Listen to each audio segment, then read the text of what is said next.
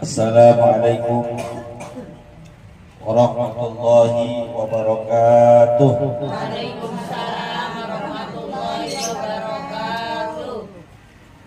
Bismillahirrahmanirrahim. Alhamdulillahi rabbil alamin. Allahumma salli wa sallim ala sayyidina Muhammadin wa ala alihi wa sahbihi ajma'in, amma ba'du. Yang saya hormati dan muliakan keluarga besar almarhum Bapak Haji Asih Rejo, yang saya hormati dan muliakan para asatizah, para orang tua, hadirin yang dimuliakan oleh Allah Subhanahu wa taala. Alhamdulillah, siang hari ini kita bisa hadir berkumpul di tempat ini dalam rangka sama-sama kita memperingati 100 hari wafatnya almarhum Bapak Haji Asih Rejo. Sekaligus kita mendoakan semoga almarhum diampuni segala dosa dan kesalahannya oleh Allah Subhanahu wa taala. Yang amin dikit banget. Amin. Diterima amal ibadahnya. Amin. Dijadikan kuburnya raudhah min riyadil jannah. Amin. Keluarga yang ditinggalkan diberikan kesabaran, juga bisa terus mengikuti jejak-jejak warisan kebaikan yang dulu pernah dilakukan dan diamalkan oleh almarhum. Amin ya rabbal alamin. Ibu-ibu yang dimuliakan oleh Allah Subhanahu wa taala, karena ini masih suasana lebaran, sebelumnya saya ucapkan minal aidin wal faizin, kullu amin wa antum bi khairin. Taqabbalallahu minna wa minkum, taqabbal ya karim. Semoga Allah Subhanahu wa taala terima segala amal ibadah yang telah kita lakukan selama bulan Ramadan. Berharap dilipat gandakan pahalanya oleh Allah Subhanahu wa taala. Amin ya rabbal alamin. Dalam tradisi lebaran di lingkungan Nusantara, di wilayah Indonesia, ada yang kita sebut dengan ziarah ataupun nyekar. Kalau orang Betawi biasanya hari kedua lebaran tanggal 2 Syawal kita istilahkan dengan hari kubur. Hari di mana orang-orang yang hidup berziarah mengunjungi makam keluarganya, orang tuanya, kakek neneknya, cincangnya, ataupun kakak adiknya yang telah meninggal dunia. Hal ini ada hikmah yang luar biasa. Kalau di hari pertama lebaran kita bersenang-senang, berhari raya, bertahniah, maka karena ini adalah hari raya, hari senang-senang, dilarang kita puasa. Wajib makan hari ini. Sesoleh-solehnya orang, serajin-rajinnya ibadah seseorang, pada hari raya haram hukumnya makan, haram hukumnya puasa, wajib makan. Karena itu adalah hari senang-senang. Semuanya bergembira.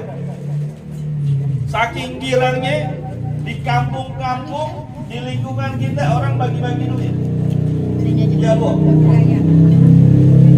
Seminggu sebelum lebaran orang udah pada sibuk 1000-an. 1000-an udah nggak ada kan? Nggak laku kali ya. 2000-an. Ada yang 5000-an. Ada yang 10.000-an. Rela antri di bank untuk nukerin recehan agar dibagi-bagi kepada keluarganya. Yang nggak mau ngantri di bank, dia tuker ame pengurus masjid musola, nuker di kotak amal.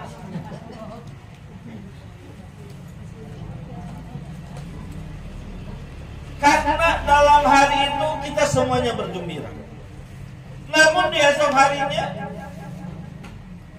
kita kenal dengan tradisi hari kubur, ziarah ke makam, doain keluarga kita. Ini hikmahnya, falsafahnya adalah kalau kita lagi senang, kita lagi bahagia, kita lagi gembira, jangan lupa dengan kubur. Suatu saat kita akan kembali kepadanya. Suatu saat kita akan berpulang. Suatu saat kita akan memasuki kehidupan alam barzakh, kehidupan akhirat. Maka kalau menjadi orang senang di dunia, jangan senangnya terus-terusan. Jangan senangnya membawa kesombongan. Jangan kebahagiaannya membawa kepada sikap ujub, tinggi hati. Kalau sekarang di dunia lagi jadi orang kaya, ingat suatu saat kita bakal masuk ke lubang kubur. Sekaya-kayanya kita bakalan tuh tanah kuburan diinjek-injek orang.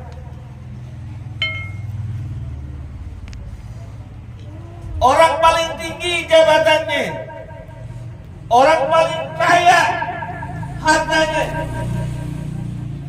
ketika masuk lubang kubur diuruk, diinjek-injek gak kira-kira? Dapat biar rata. Maka Allah ingetin kita budaya, tradisi hari kubur, kasih tahu kita kehidupan gak selamanya senang. Kehidupan gak selamanya bahagia. Kehidupan gak selamanya menyenangkan. Ada kalanya, ada saatnya kita berada di jurang yang paling bawah. Hidup bukan hanya urusan dunia. Hidup bukan hanya urusan pekerjaan. Hidup bukan hanya sekedar perkara bisnis. Lebih dari itu, kita bakalan menuju sebuah alam yang namanya alam barzakh. Pintu gerbangnya adalah kuburan. Kemarin ke makam apa kagak? Makam. Yang ke makam bagus, yang enggak juga enggak apa-apa. Kalau jauh mah nggak usah doain aja.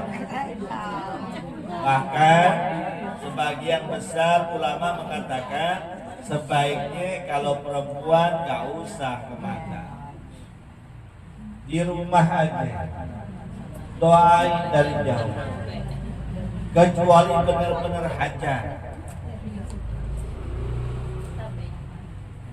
Oleh karena itu pada kesempatan yang sangat bahagia ini, dalam suasana lebaran yang penuh kegirangan, yang penuh dengan kesenangan dan kebahagiaan, jangan pernah kita lupakan akhirat kita.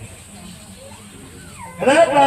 Karena Allah Subhanahu wa taala katakan wal akhiratu khairum wa abqa. Yang namanya kehidupan akhirat, kehidupan setelah kematian kita itu jauh lebih baik dan jauh lebih kekal. Kenikmatan di dunia yang kita rasakan belum ada apa-apanya dibandingkan kenikmatan akhirat. Maka dalam sebuah riwayat kita temukan keterangan nikmat yang Allah berikan kepada hamba di muka bumi ini hanya sekian persennya, bahkan hanya 1%-nya doang. Yang 99%-nya Allah mudahkan.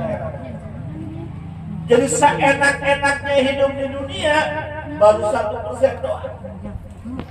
Bahkan dalam riwayat ditemukan kenikmatan di dunia itu ibarat ada jarum dimasukkan ke dalam lautan lalu diangkat, nah yang nempel dengan tangan kita, dengan jarum kita itu adalah kenikmatan seluruh dunia. Sementara sisanya adalah kenikmatan akhirat. Maka sungguhlah rugi jika ada orang yang lebih ngejar nikmat dunia dibandingkan akhirat. Sungguhlah rugi jika ada orang yang hanya mementingkan kepentingan dunia dibandingkan kepentingan akhirat. Karena senikmat-nikmatnya dunia nggak ada seberapanya dibandingkan akhirat. Ada nggak orang kita yang lebih mentingin dunia? Ada nggak orang hidup lebih mentingin dunia? Banyak, bukan hanya ada. Demi dunia dia kagak sholat, ada nggak? Demi dunia dia kagak puasa. Demi dunia dia kagak mau bayar zakat. Demi dunia dia nggak mau sedekah. Demi dunia dia nggak mau berbagi.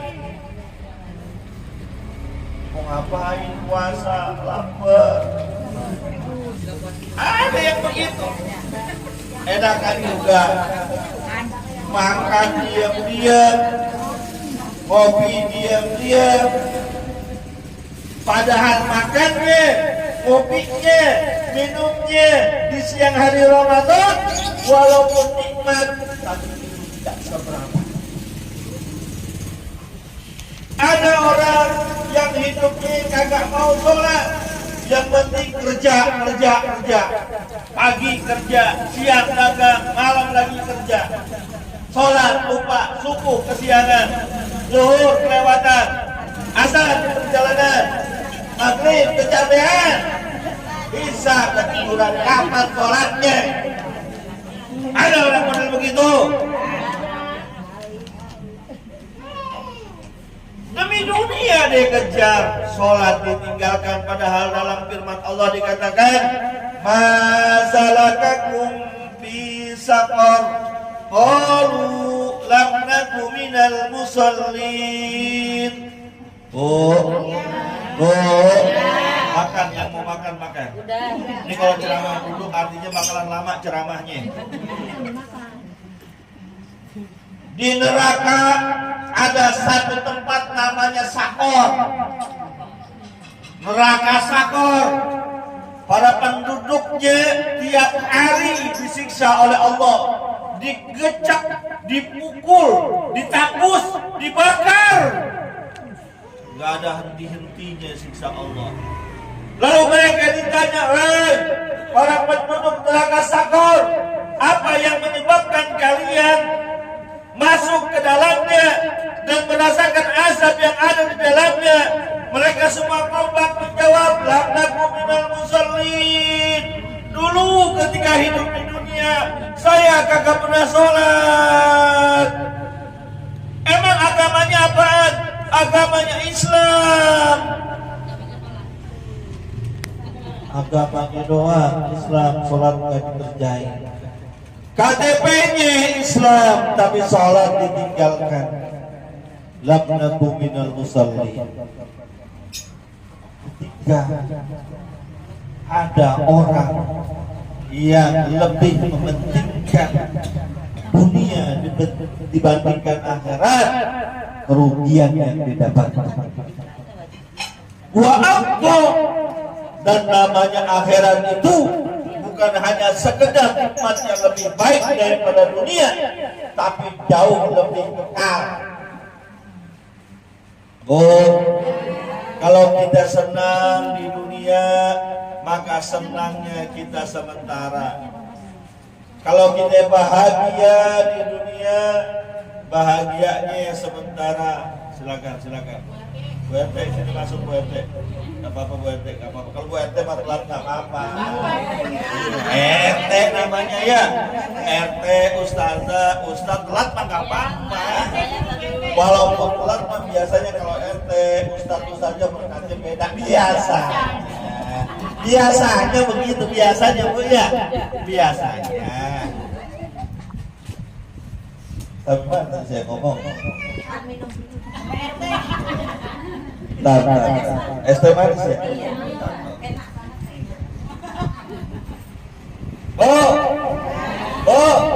Kalaupun kita bahagia di dunia, bahagianya sementara. Senang di dunia, senangnya sementara. Kita jadi pejabat, kita jadi orang kaya, kita dihormati di dunia sementara. Lambat laun seiring perjalanannya waktu, kekayaan akan kita tinggalkan, pangkat dan jabatan akan kita tanggalkan, status kehormatan juga akan kita tinggalkan semuanya. Makanya dalam sebuah riwayat hadis Nabi pernah mengatakan, cintailah sesuatu, tapi ingat, apa yang kamu cintai akan berpisah dengannya. Wahbib ma syi'ta fa innaka mufariqu. Cintai apa yang kau ingin cintai, tapi suatu saat kalian akan berpisah dengannya. Cinta harta silahkan, cinta pangkat dan jabatan silahkan, cinta kekayaan silahkan, cinta suami, cinta istri, cinta anak silahkan, tapi suatu saat kalian akan berpisah dengannya. Kalian yang pergi atau mereka yang pergi duluan. Sama suami cinta bangga Bu? Ayah bener Bu, sama suaminya sayang apa kagak? Sayang bener. Kok sayang suaminya diomel-omelin?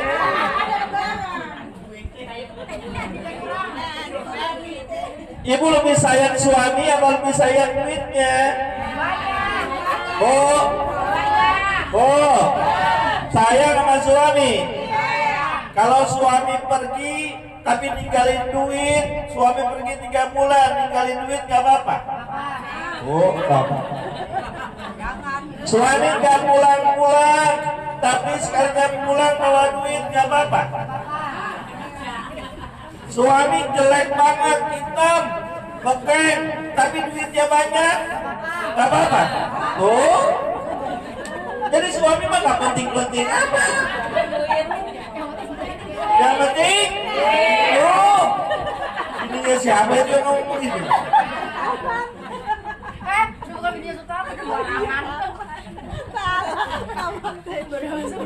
Silakan cintai istrinya, cintai suaminya, cintai anaknya, tapi bakalan kita pisah sementara. Senang sementara, kaya sementara, bahagia sementara. Ataupun sebaliknya, kita susah di dunia sementara, melarat di dunia sementara, miskin di dunia sementara, gak lama, paling seumuran usia kita. Semiskin-miskinnya orang di dunia, paling miskinnya 70 tahun. Seumuran miskin 70 meninggal, udah gak miskin lagi. 60 meninggal, gak miskin lagi. Cuma seumuran umur kita. Maka alangkah sangat sayangnya jika karena miskin kita, karena melaratnya kita, karena susahnya kita, melupakan bahagia akhirat. Udah miskin dia, melarat dia, ibadah ogah, sholat ogah, puasa ogah, Bayangin hidup miskin, melarat, puasa kagak, sholat kagak, sedekah kagak, meninggal dunia kira-kira di alam barzah dapat nikmat kubur sampai azab kubur. Azab kubur. Kalau dia udah dapat azab kubur, nanti setelah kiamat kira-kira masuknya surga atau neraka? Neraka. Udah di dunia susah, di kubur dapat azab kubur, akhirat masuk neraka. Kapan senangnya?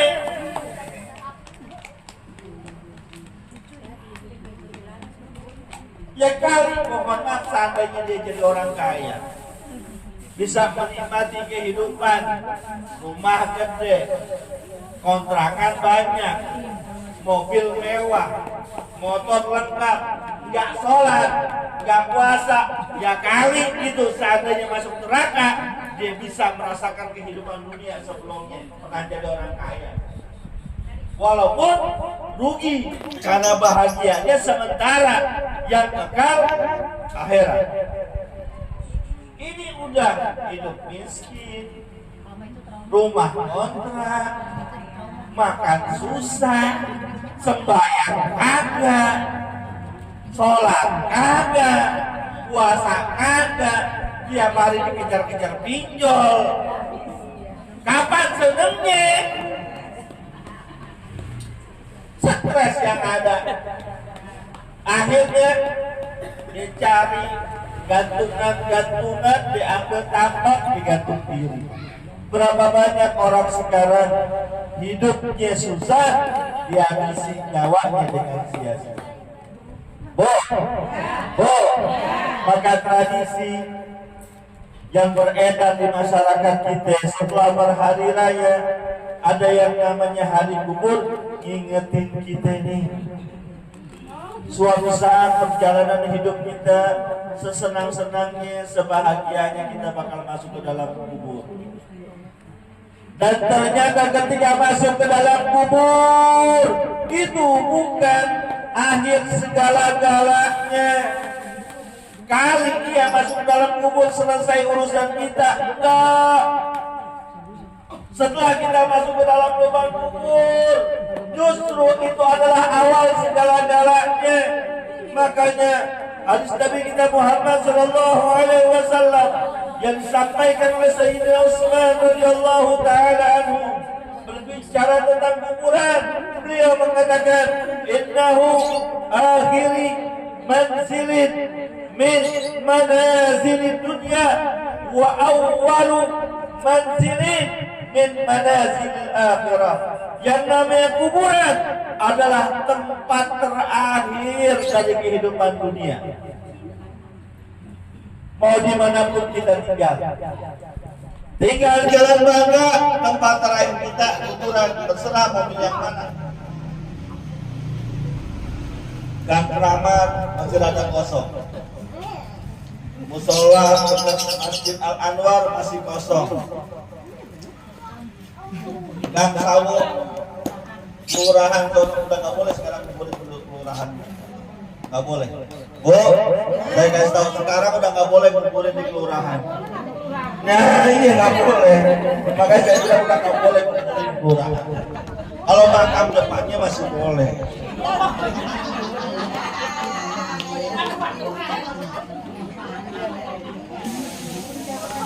Meninggal di manapun.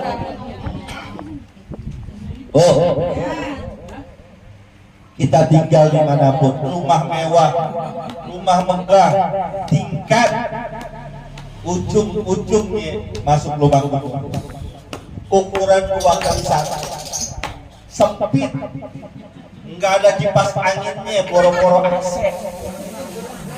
Seandainya pun rumah itu gede besar saat ini, tingkat saat ini, masuk lubang kubur sempit 2x1, nggak lebih. Apalagi kuburan zaman sekarang bertumpuk, udah numpuk-numpuk. Tuh tempat kita. Mau sombong bagaimana? Mau tinggi hati kayak apa? Itu tempat kita. Dan setelah dipendam kita, tertulis nama kita di situ. wa huwa awwalu akhirin min manazilil akhirah. Kuburan adalah stasiun pertama menuju kehidupan akhirat kita. Masuk yang namanya alam barzakh, alam persimpangan antara dunia dan akhirat setelah hari kiamat, yang banyak kita temukan dalam berbagai riwayat hadis bahwa ketika jasad kita sudah tertanam di dalam kubur, lalu orang-orang yang mendampingi pergi semuanya, 7 langkah setelah itu yang silani malakan, turun 2 malaikat, wahuma munkar dan nakir, yaitu malaikat munkar dan nakir. Tujuannya wawancara integrasi.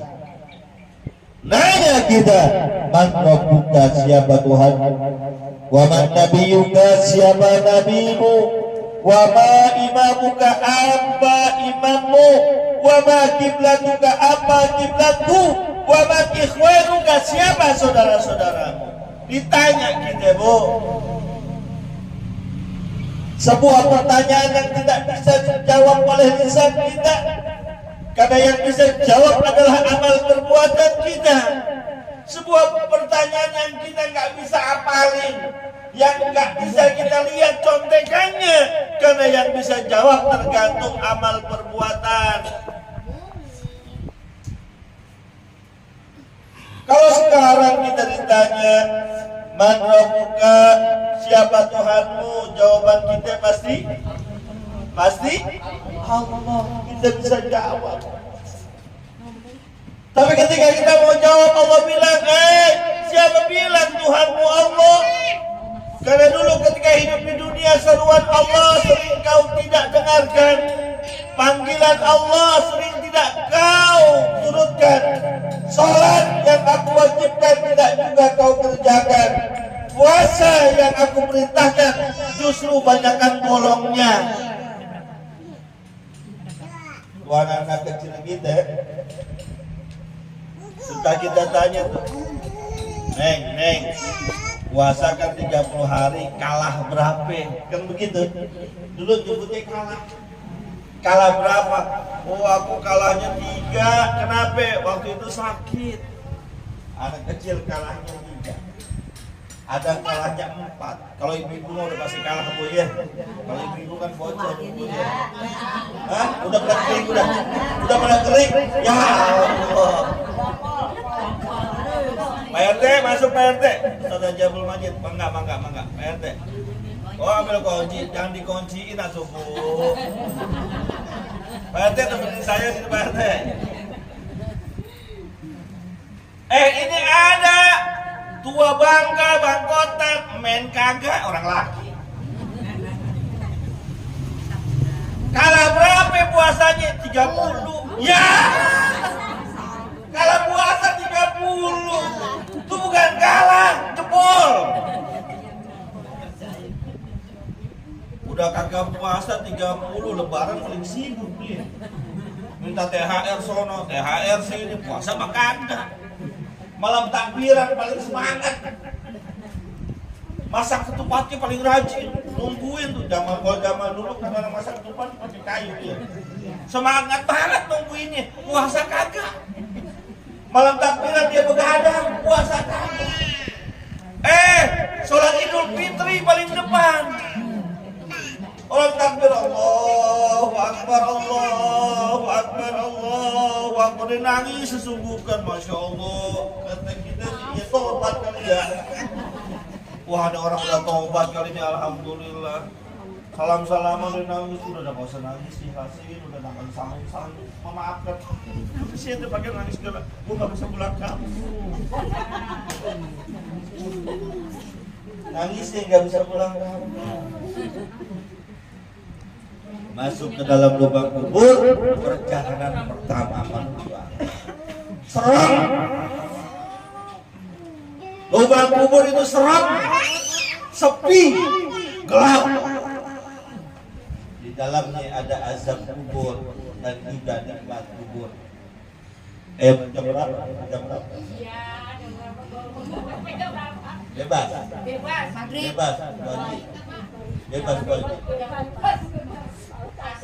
Terserah saya aja ya. Oh gitu. Terima kasih. Assalamualaikum. Bu, di alam barzah, di alam kubur ada yang namanya nikmat kubur dan azab kubur. Makanya dalam sebuah riwayat hadis yang sahih, Nabi kita Muhammad SAW suatu ketika lewat sebuah kuburan, lalu beliau tegur.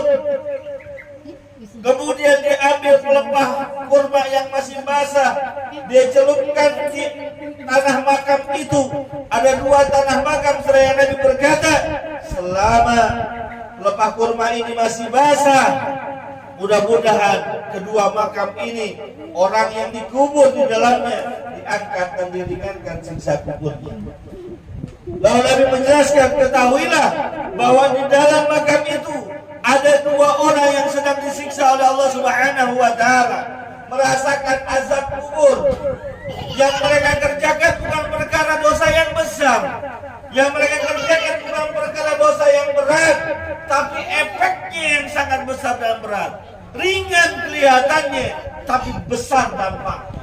Yang pertama, disiksa oleh Allah karena la yastabri'u minal bauli. Ini orang yang pertama, kalau dia pipis, pipisnya enggak tiris. Kalau dia pipis, pipisnya kagak cebok. Kalau dia pipis, istinjanya kagak bersih. Bu, dalam pembicaraan masalah fikih, pipis itu ada aturannya. Bu, pipis itu ada aturannya. Yang pertama, sangat dianjurkan bagi perempuan kalau pipis dalam keadaan jongkok. Bu, sangat dianjurkan bagi perempuan kalau pipis dalam keadaan jongkok, jangan diri.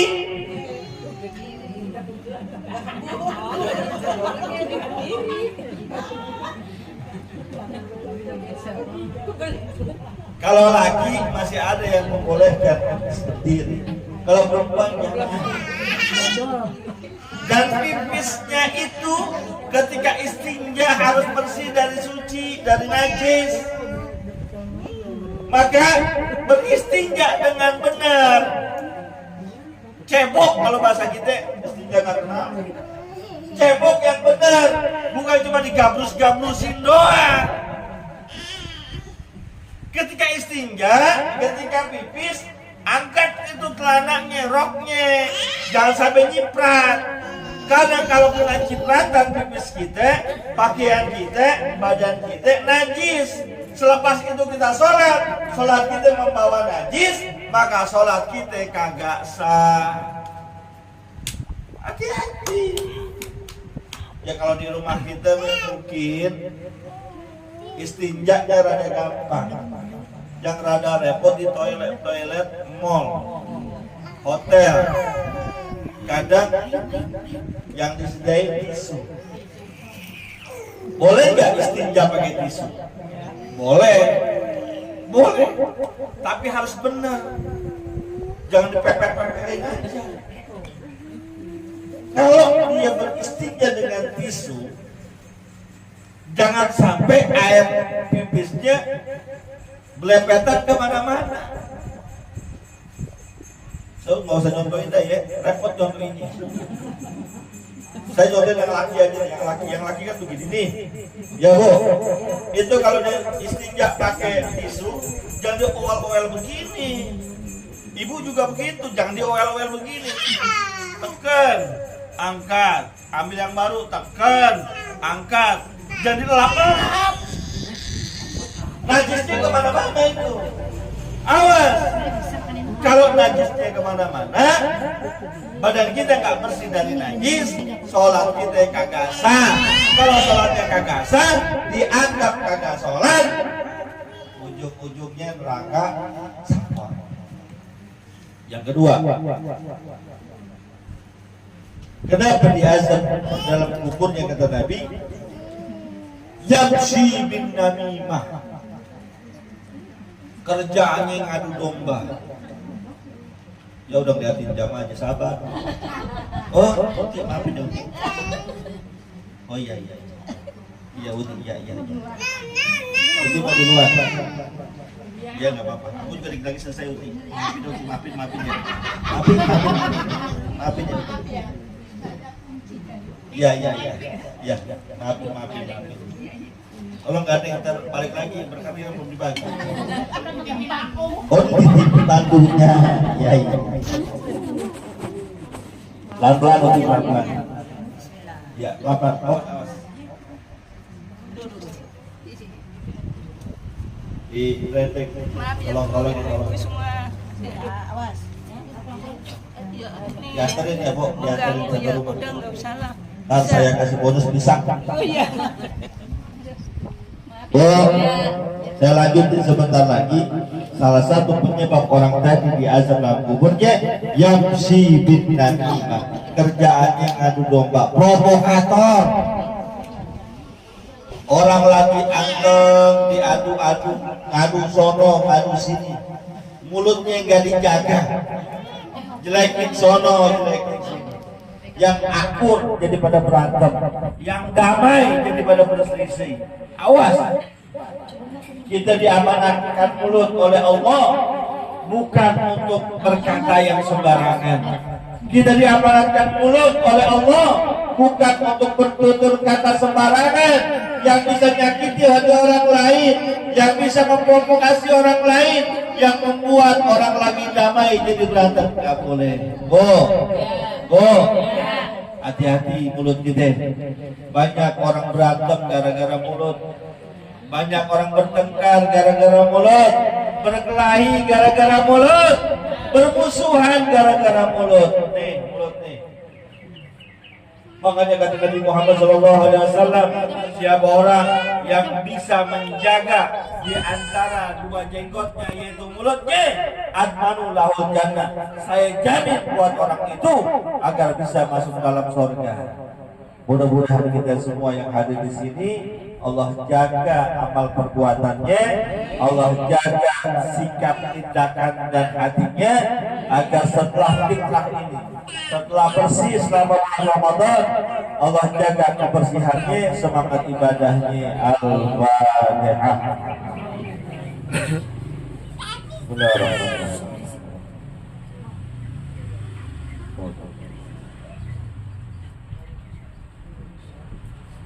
Bismillahirrahmanirrahim. Alhamdulillahirabbil alamin. Allahumma shalli wa sallim ala sayyidina Muhammad wa ala ali sayyidina Muhammad. Allahumma a'inna ala dzikrika wa syukrika wa husni ibadatik. Allahumma ighfir lana wa liwalidina warhamna warhamhum kama rabbawna shighara. Allahumma ij'al jam'ana hadza jam'an marhuma. Allahumma ij'al jam'ana hadza jam'an maghfura wa tafarruqana min ba'dihi tafarruqan ma'sura. Allahumma ighfir lana wa liwalidina. Allahumma ighfir lana wa liwalidina. Allahumma ighfir lana wa liwalidina. Allahumma inna na'udzu bika minal hammi wal hazan wa na'udzu bika minal 'ajzi wal kasal wa na'udzu bika minal jubni wal bukhal wa na'udzu bika min ghalabatid dain wa qahrir rijal. Ya Ghani ya Hamid ya Mughni ya Mu'in ya Rahim ya Wadud, aghnina bihalalikan haramik wa bi ta'atika ma syari'atika siwak wa hab lana ya Wahhab ilman wa hikmatan wa rizqi ya Razzaq kulli musahila wa bil khairi ya Fattah fattah wa bil huda wa bil ilmi ya alim kulli mubaddila wa sallallahu ala sayyidina Muhammadin wa ala alihi wa sahbihi wasallam walhamdulillahi rabbil alamin. Terima kasih, mohon maaf. Assalamualaikum warahmatullahi wabarakatuh.